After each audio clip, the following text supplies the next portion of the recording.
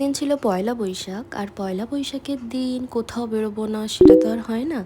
তাই প্ল্যান করলাম দুজনে মিলে সন্ধ্যের দিকে একটা ক্যাফেতে যাওয়া হবে। আর বাইরে যেহেতু প্রচণ্ড গরম, তাই নর্মাল একটা জিন্স আর একটা ব্ল্যাক টপ পরে রেডি হয়ে নিয়েছিলাম। আর এই গেট রেডি উইথ মিটা তোমাদের সাথে কোনো একটা ভিডিওতে আমি শেয়ার করে দেবো। এই তো আমি প্রায় রেডি, আর রেডি হয়ে বেরিয়েও পড়লাম। আর সেদিন যেহেতু পয়লা বৈশাখ ছিল, আর পয়লা বৈশাখে বিভিন্ন জায়গায় মেলা বসে, আর আমার মেলা খুব একটা পছন্দ না, ভিড়ভাড়টা আমার একদম ভালো লাগে না।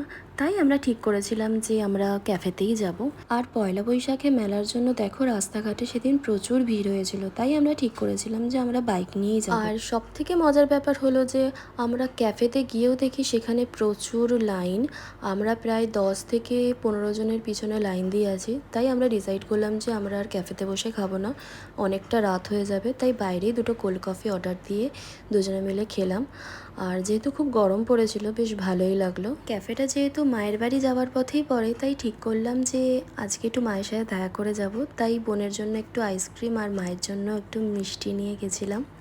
তো ওখান থেকে ঘুরে সোজা বাড়ি চলে এসেছিলাম। আর আসার পথে দুটো ছোটো ছোটো অরুণ আইসক্রিম কিনে নিয়েছিলাম। ভিডিওটা যদি ভালো লেগে থাকে তাহলে লাইক, কমেন্ট, শেয়ার, সাবস্ক্রাইব করে দিও। ওকে, বাই।